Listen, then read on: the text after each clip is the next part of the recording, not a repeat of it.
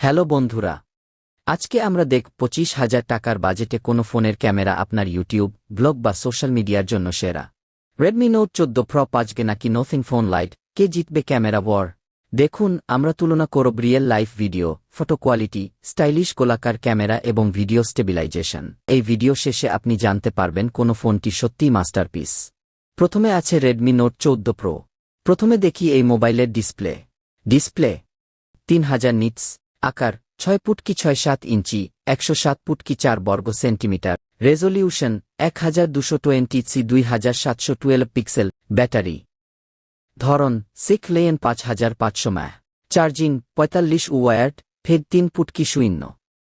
মূল camera 50 MP অর্ধ 26 মিমি wide, video 4K 24 division, এই বাজেটের সেরা পাওয়ারফুল ক্যামেরা।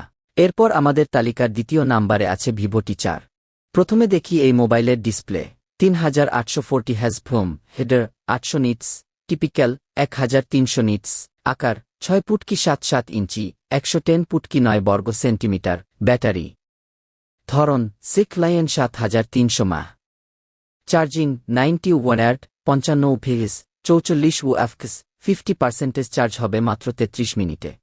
মূল camera features LED flash, HDR, panorama, video 4K 30 ফেকিস, 1080 30 ফেকিস, গাইরোইজ ওইস। বিশাল পাওয়ারফুল ক্যামেরাযুক্ত এই মোবাইল দুটি ভিডিওটা দেখে যদি একটু উপকার হয়, প্লিজ বন্ধুরা একটা লাইক সাবস্ক্রাইব করে দিয়ে আমাদের এই চ্যানেলটির সঙ্গে থাকবে। দেখা হচ্ছে আবার পরের ভিডিওতে।